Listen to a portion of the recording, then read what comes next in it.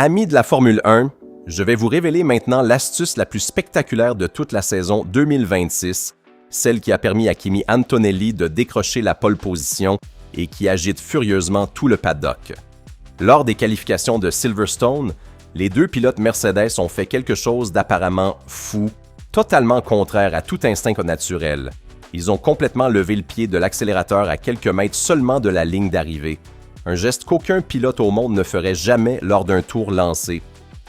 Et ce qui est incroyable, c'est que ce n'est absolument pas une erreur ou un problème technique, mais un ordre précis venu directement du muret de Brackley.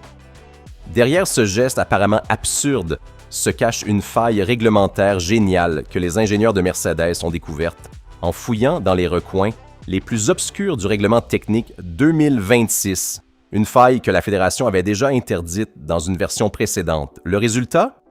Antonelli a gagné la bagatelle de 11 km/h sur la Ferrari en sortie de la dernière chicane et sur un écart total de seulement 175 millièmes face à Charles Leclerc.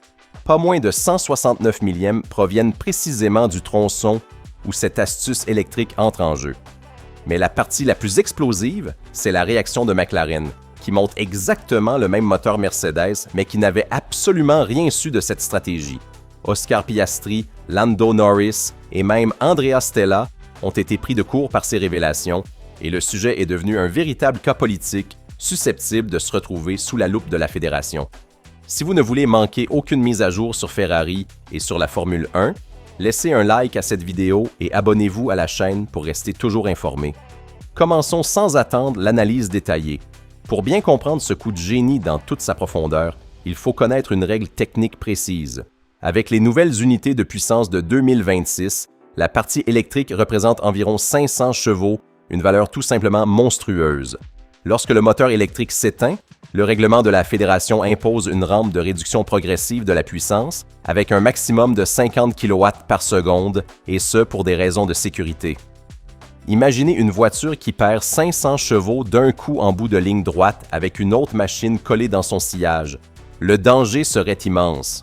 C'est pourquoi la puissance doit descendre lentement, de façon prévisible et contrôlée.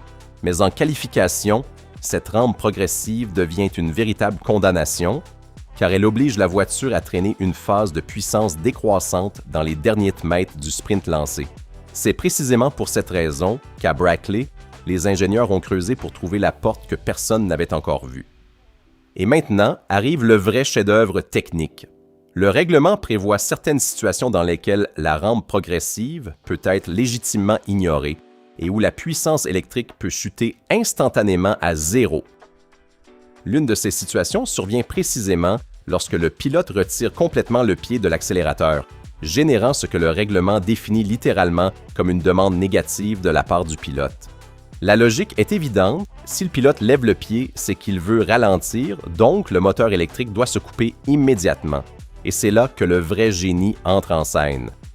Les ingénieurs de Mercedes ont programmé l'électronique de façon chirurgicale, en utilisant la position exacte de la voiture sur le circuit. Jusqu'à quelques mètres de la ligne d'arrivée, le moteur électrique pousse à pleine puissance sans jamais entrer dans la rampe de réduction.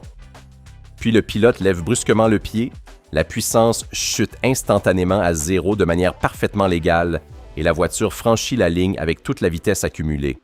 Résultat, Mercedes utilise 100% de l'énergie jusqu'au dernier mètre utile, tandis que les autres équipes doivent réduire progressivement bien avant. Et voilà qu'arrive un autre détail saisissant déniché par les journalistes de The Race. Mercedes a mis au point un système ingénieux grâce auquel Antonelli et Russell reçoivent dans leurs oreillettes un signal sonore spécifique qui les informe lorsque la batterie atteint un niveau prédéfini supérieur à 0%. Une fois ce signal reçu, les pilotes lèvent brusquement le pied de l'accélérateur, un peu comme les indicateurs lumineux qui conseillent les changements de vitesse dans les vieux jeux vidéo. La procédure a été testée en profondeur sur simulateur avant d'être amenée sur la piste de Silverstone et elle a obtenu des résultats décidément satisfaisants. Mais attention, car le risque est énorme. Si le timing est mauvais et que le pilote ne relâche pas l'accélérateur avant que la batterie se vide, cela constituerait une infraction au règlement sportif pouvant mener directement à une disqualification de la session et au départ depuis le fond de la grille. Voyons maintenant les chiffres spectaculaires qui expliquent comment cette astuce a décidé de la pole. En sortie de la dernière chicane, Antonelli et Leclerc étaient pratiquement au coude à coude, avec seulement 6 millièmes d'écart entre eux. Puis dans la dernière ligne droite, Mercedes dégaine son arme secrète. Antonelli atteint une vitesse maximale de 253 km/h, 11 de plus que la Ferrari. 11 km/h gagnés en quelques centaines de mètres, un abîme. L'écart final au classement affiche 175 millièmes, et parmi eux, pas moins de 169 proviennent précisément du tronçon où l'astuce électrique opère. En termes simples, sans la magie de l'électronique Mercedes, la pole position aurait été une loterie totale entre les deux pilotes, mais avec cette magie, elle est devenue un verdict sans appel. L'intégralité de l'avantage Mercedes sur la pole est venue d'un seul secteur de piste, là où l'astuce fait toute la différence. Et maintenant vient la partie la plus explosive politiquement de toute cette histoire, celle qui secoue l'ensemble du paddock. McLaren monte exactement le même moteur Mercedes, mais à Woking, personne n'était au courant de la manœuvre. Oscar Piastri, interrogé après les qualifications, a répondu par une phrase qui pèse lourd. Il ne savait même pas que les pilotes Mercedes faisaient cela, et cela en dit probablement beaucoup. Réfléchissez un instant à cette situation. Un pilote en lice pour le championnat apprend par des journalistes que l'équipe mère de son moteur utilise une stratégie qu'il n'avait jamais vue. Le directeur d'équipe Andrea Stella a tout confirmé lui aussi, admettant que la découverte avait surpris McLaren, que cette fonction n'avait jamais été discutée et qu'il n'était même pas certain qu'elle soit disponible sur leur version du moteur. Le client paie pour le même moteur, mais le constructeur garde pour lui les clés des fonctions les plus précieuses.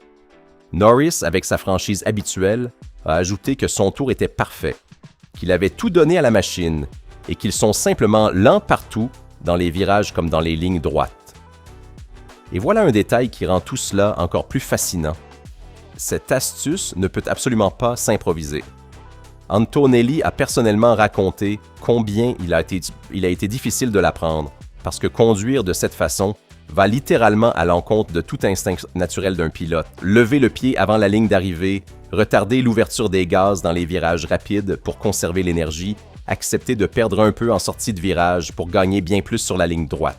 Le jeune Italien a dû passer des heures et des heures sur simulateur pour rendre automatique un geste que le cerveau d'un pilote refuserait catégoriquement. C'est pourquoi, même si toutes les équipes découvraient maintenant le secret, le copier nécessiterait des semaines de préparation, un logiciel dédié dans l'électronique et des pilotes prêts à reprogrammer complètement leurs réflexes. Mercedes n'a pas simplement trouvé une faille, elle a construit un avantage que ses rivaux ne peuvent pas répliquer à court terme. Et maintenant arrive la question qui enflamme tout le paddock et qui divise la Formule 1 depuis toujours. Ce que fait Mercedes est-il du génie pur, ou bien une ruse qui trahit l'esprit du règlement? La règle du lever de pied existe pour la sécurité, pour permettre à la voiture de ralentir quand le pilote le demande. Mercedes l'utilise au contraire dans le sens exactement inverse, pour extraire chaque goutte d'énergie jusqu'au dernier mètre utile. Tout cela est parfaitement légal, certifié et pratiquement inattaquable, mais le règlement n'avait jamais été pensé pour cet usage. L'histoire de ce sport enseigne que chaque fois qu'une équipe trouve une zone grise, la fédération observe d'abord, discute ensuite et finit souvent par intervenir. C'est déjà arrivé avec la procédure d'urgence interdite en début de saison, et cela pourrait bien se reproduire. Mais si la fédération décidait de fermer cette porte elle aussi, Mercedes aurait déjà encaissé une pole position et des points précieux. Avec l'arrivée du circuit de Hongrie, où selon les experts ce système sera encore plus efficace, l'avantage risque même de s'élargir davantage. La partie est loin d'être terminée.